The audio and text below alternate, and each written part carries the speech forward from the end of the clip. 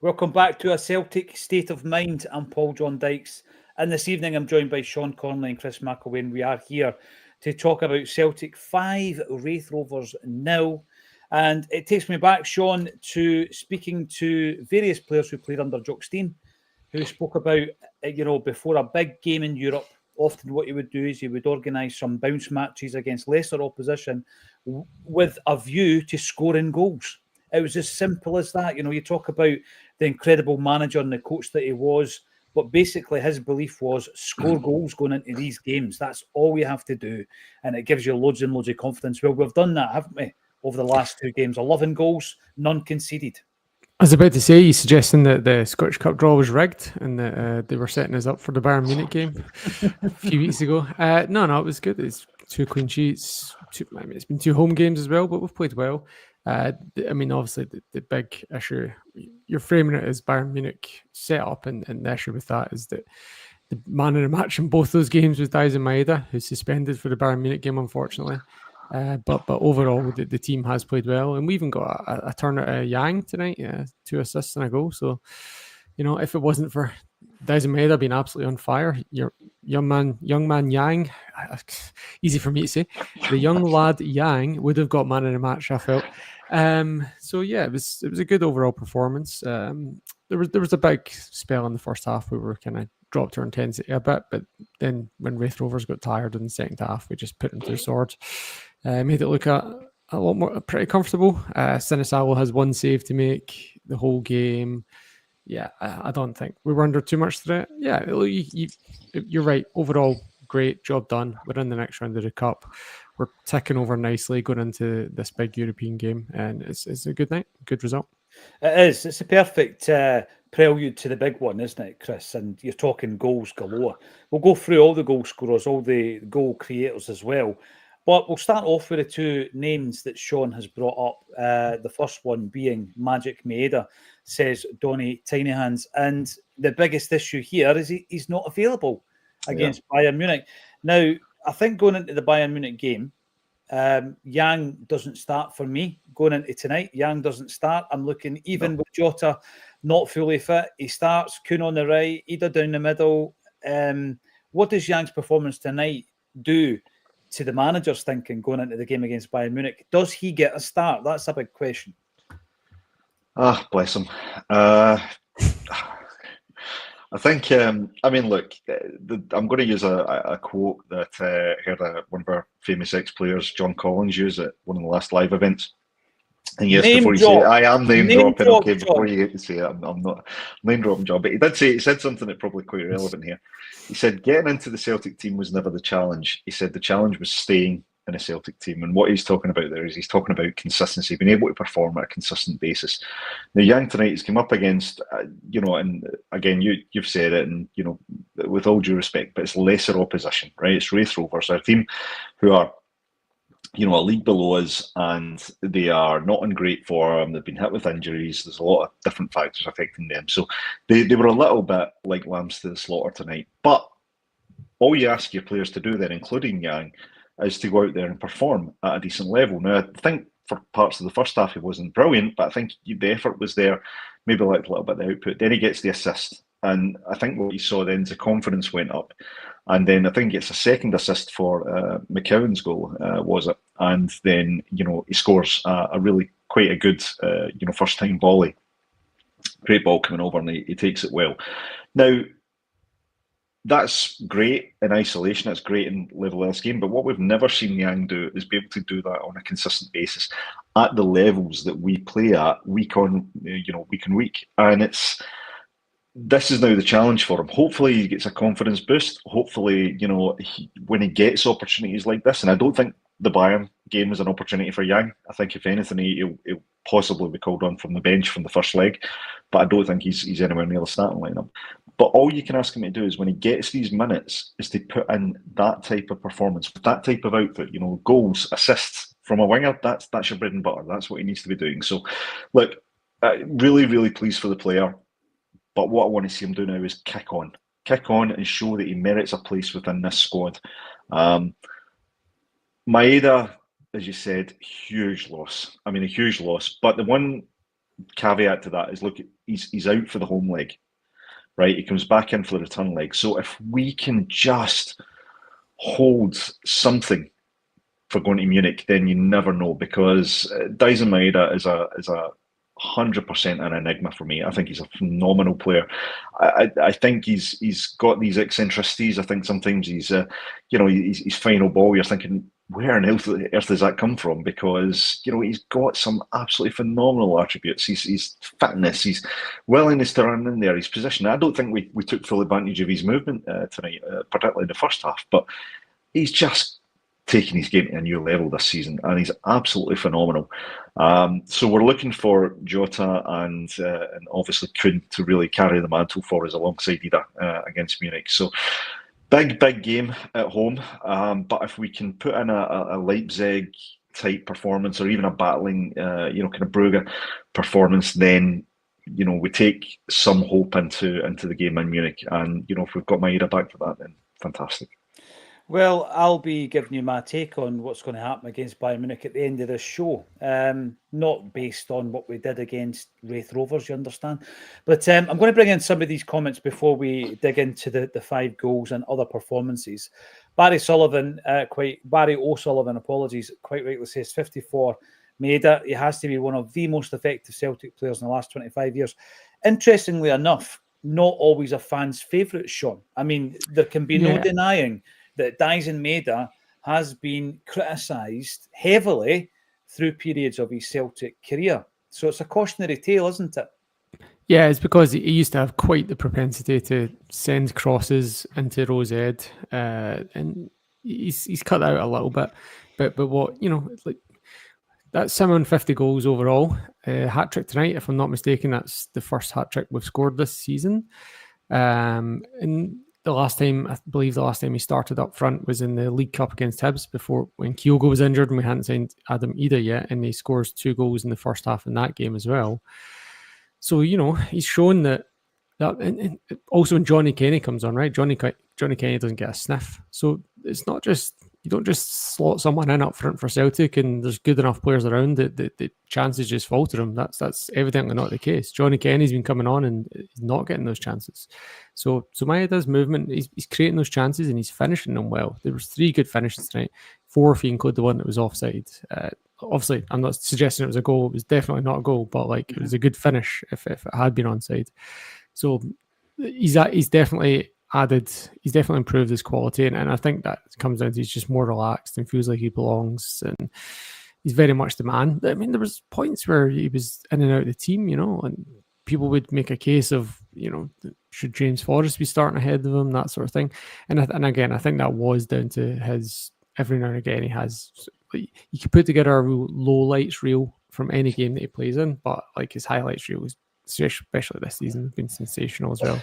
So he's definitely the man at the moment. Yeah, he's definitely the man. Definitely his show tonight. Definitely his game at the weekend. And long may it continue. Big miss against Bayern Munich. I think everybody could have a low lights reel. Remember, fantasy football used to do it with Pele. They put all the bad touches and the bad misses of Pele together and show you. Yes, I'm not comparing Maeda to Pele, obviously. But yeah, you just did. You literally did.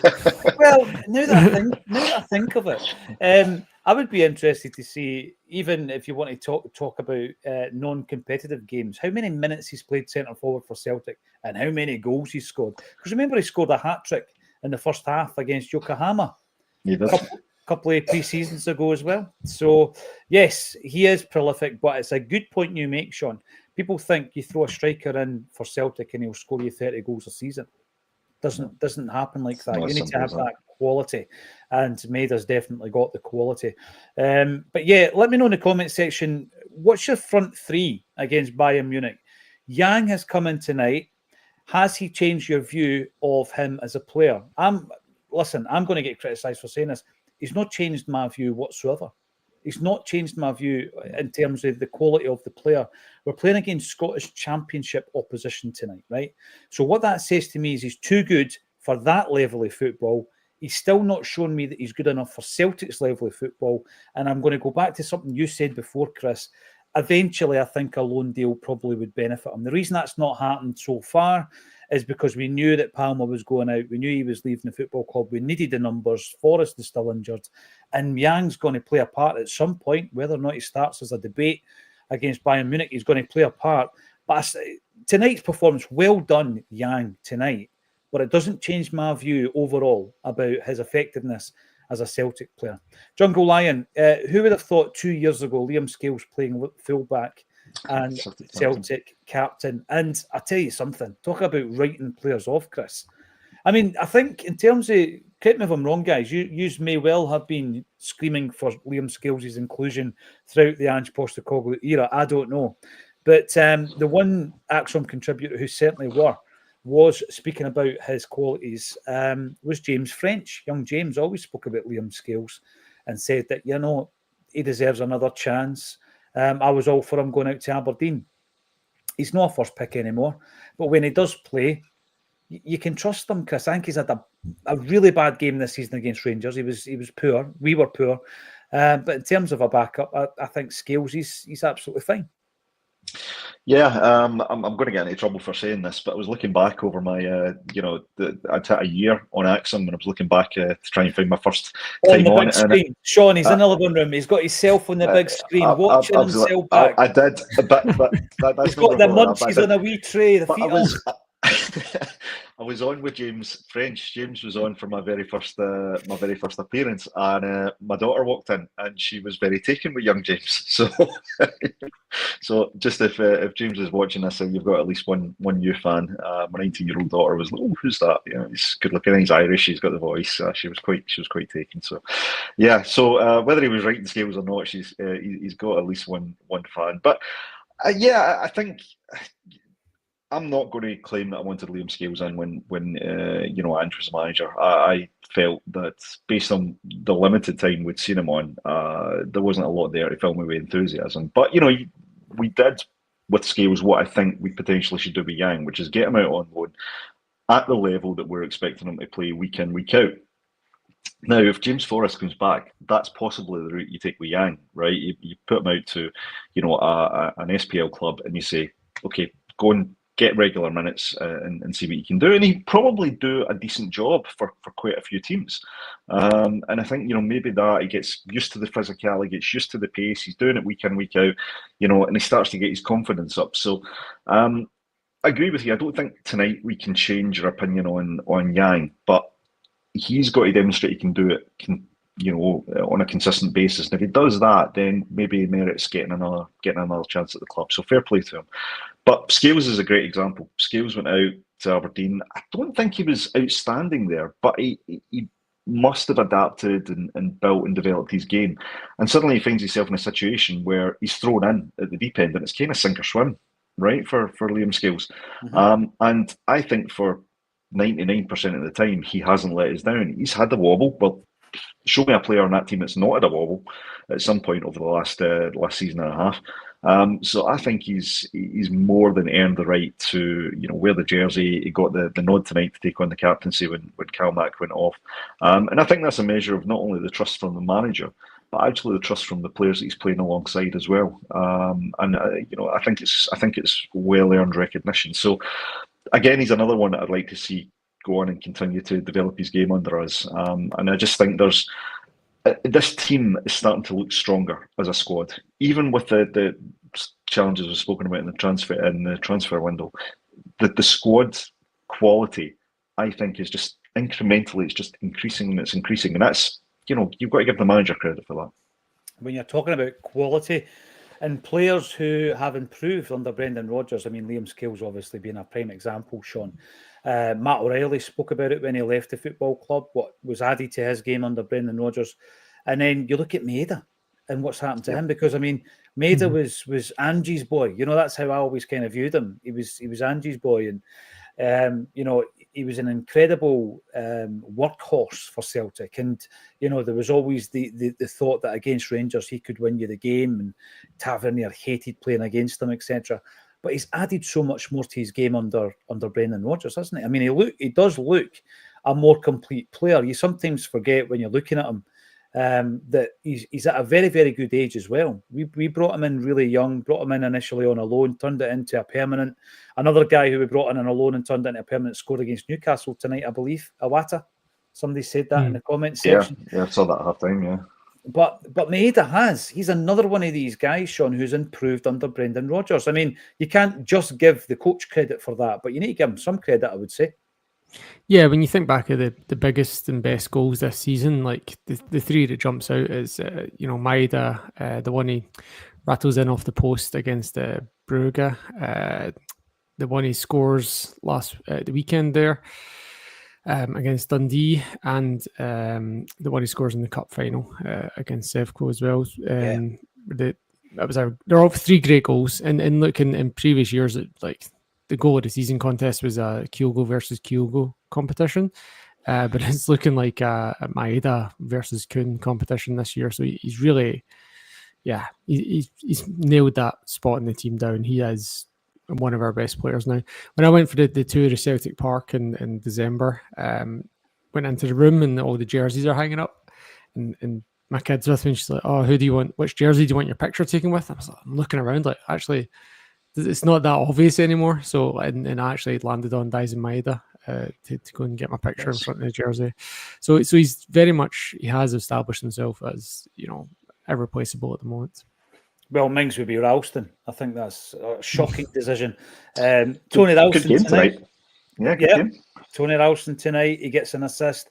It was a tremendous pass. I thought it was a bit cheeky. The commentator said he didn't mean it. I thought it was a great pass deep into the back post, and Yank's finish was excellent as well. But Ralston's the type of guy for me that you don't really have much concerns about. If he comes in, he knows, and we know he's not the first choice. Alistair Johnston is a far better defender than Tony Ralston is, and you'd much rather Johnston starts the big games, of course. But I like Ralston as a backup. I think he's still. But how long? We just take it for granted, guys, right? Ralston's happy to be backup. For how long? Is he going to be happy to be backup for his entire career? It's the Greg Taylor situation, isn't it?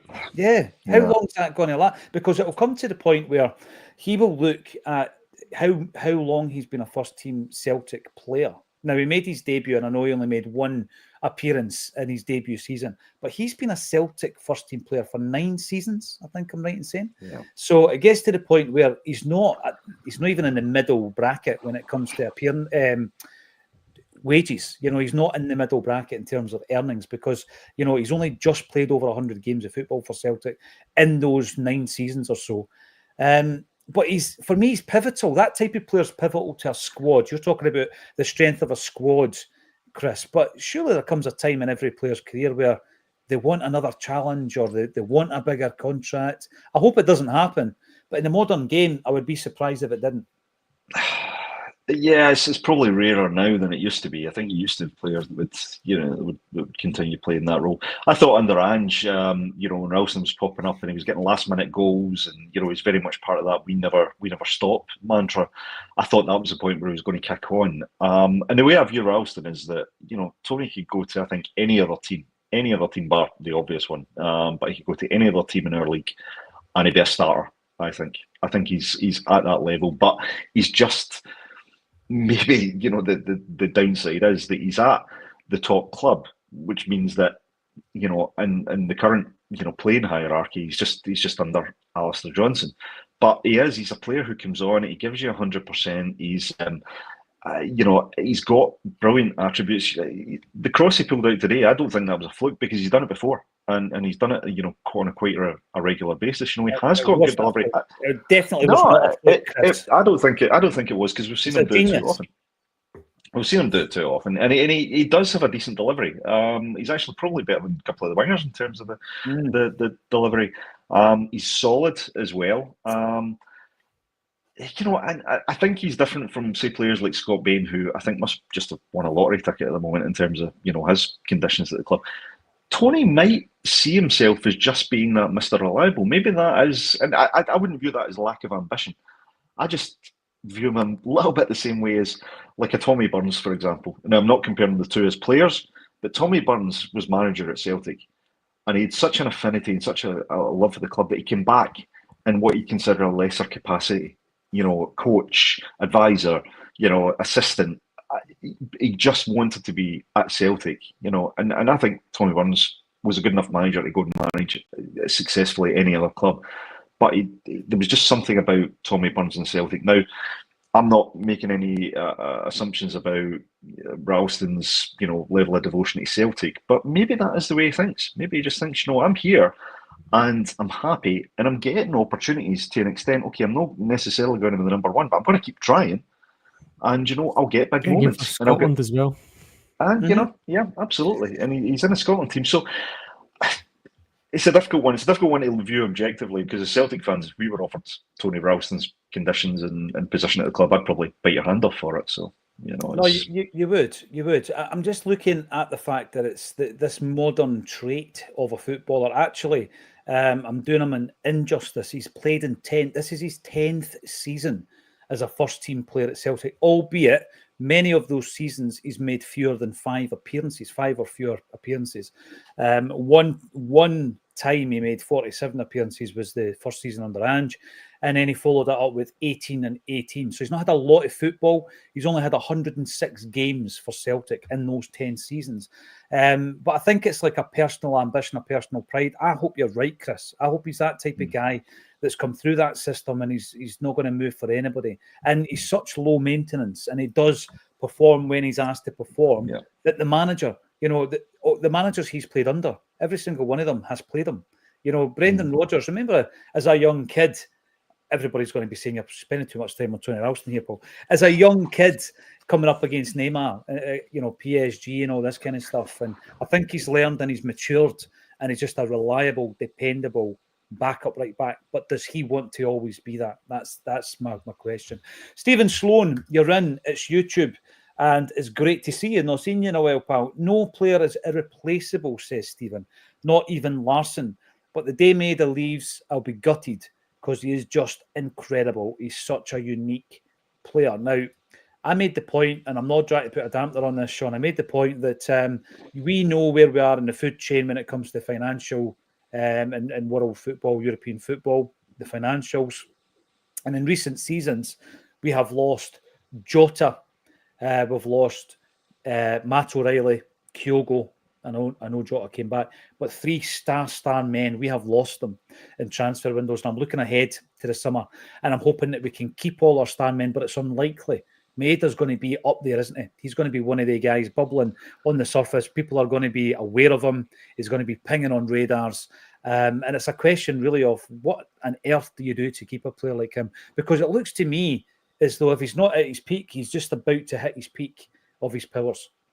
It's pretty easy. We just get like a football agent that's working for us and not for Maeda, and we just get him to circulate the low light reels. The Maeda scuffing crosses into the stand at Hampden, even though it's 20 yards back from the pitch. That we can get that circulating around any team that's interested in him, and then he'll be staying. That would do us. That's tough. The tactic. It's so tough. And the thing as well, it's quite sad that as Celtic fans, we've come to almost expect the inevitable with your star men. You're looking at Maeda, the incredible performances, neck and neck. In fact, at the moment, I think he actually shades it over Kuhn in terms of who the player of the year is so far. We're only in February. There's a lot of football to be played. But at the moment, I just think it's Maeda every day of the week. He's the guy that's going to be probably part of some kind of bidding war in the summer. And let's just hope we can keep a hold of him. Because I'm always critical of us selling players too soon. It feels premature to let these guys go. Why not build whilst you've got them? Now, Bohid Bob, and you come. Well, what did we learn from that? Yang has to start versus Bayern over Jota. Now, listen, it's a fair point, just simply because of Jota's fitness. No, right, so no, you're not convinced me on that. No, you're not having it, are you? You're not having it. No. So where is Jota in his fitness, right? So he played a few minutes tonight. He played a few minutes against Motherwell. He started against Dundee. Is he ready for Bayern Munich? I'm going to ask you first, Chris. Forget Yang. Is Jota ready for Bayern Munich? Chris McElwain. In fact, he has to be. He has to be. He's got fitness is one thing, but he brings a quality that on top of the fitness that I just think is invaluable in this game. We need someone who, even if he doesn't have the legs to run about for 90 minutes, he's got the ability for one or two really key moments, and I think he's way ahead of Yang in the pecking order for me for that game. You want your quality players. I'm not saying that Yang doesn't have the ability potentially to come on against a tired Bayern, and I hope we do make them tired and maybe do something towards the end of the game, but I am absolutely not starting Yang over Jota. No way. Don't clip this and put it out and say that I was, championing Yang for a start. No, that's what's happening. The point is, I thought you were. Jota's not fit. He's no match fit, is he? One bad touch tonight. One bad touch. You're no bothered. You're playing him anyway, Sean, aren't you? He played an hour at the weekend. He needed a break. Yeah, he's starting against Bayern Munich. Okay, that's fine. Now, when the team comes out an hour before kickoff, guys, don't go into a meltdown in the Acsom group chat, please, if Yang indeed starts that particular game. There was an interesting discussion. I was coming back on Thursday. Kevin and Quinny were on the show, and they had this interesting discussion, and it was about that goal that made the scores against Dundee on Wednesday night. The brilliant team effort where it starts off with Jota down at the corner flag, and there's a brilliant bit of interplay, and the final pass by Engels is tremendous, finish is great. And they were talking about comparing that, going back to Sean's point about goals of the season, comparing that to the goal against Rangers in the League Cup final, which was an individual work of art. The 3 touches to finish it, absolutely tremendous. So I'm going to ask you guys, I'm going to say that Maeder's goal against Rangers in the League Cup final was a better individual goal, but the goal against Dundee was a better team goal. Anyway, which one was a better goal? Chris, you first. I really liked the team goals. I loved every element of the goal that we scored. That Maeda scored the other night. I thought it was something real quality about it. And actually, you're talking about the Yang versus Jota argument there a few minutes ago. Jota's intelligence, defensive awareness, and the fact he didn't panic and allowed us to build for the back, that's something that we know and we've seen Yang struggles with. He struggles with that discipline. At that point, he struggles with that concentration. So for me, that's an important element. But on your main point about the goal, I just thought there was something just incredibly silky about that goal. And I love the individual stuff, but when you've got a team that's clicking from back to front, they can't top that. That was a better goal for me. You know this, right? I used to say it in his first spell, and folks slagged me off for it. He did remind me of the one, the only David Ginola the other night. He did, Chris. There was a game. Any Newcastle fans, obviously we had a Newcastle fan in at half-time. Remember the performance of Ginola when English football was good and worth watching, and he got the ball down at the corner flag, his own corner flag, and he started a move from there. Yeah. And it brought it back to mind just because I've never recovered, I think, from Ginola knocking us back for Newcastle, Sean. What was the better of the two for you? I tend to side with Chris, but these things, like when you're saying what's a better goal, like more the occasion all gets factored into it when really it probably shouldn't. Like goals should be treated objectively, but the size of the occasion does get factored in. And I think scoring a goal to go ahead in a cup final, like if we win that cup final 2-1, that's talked about forever. But and also from Maeda's perspective, he had to do a lot more for that cup final goal, so it was more. Cool. It was better from an individual perspective for Maeda, but the finish against the team build up and then the finish against Dundee were probably better for me, objectively speaking, even though it was like the third goal and a comfortable win. So, I think the Dundee one will probably be the goal of the season winner when it rolls around. I think back to when Dembele got goal of the season for that tap in against St Johnstone, and it was because we had possession for like a full minute and 27 passes or whatever it was. Every player touched it. 27, and Lustig.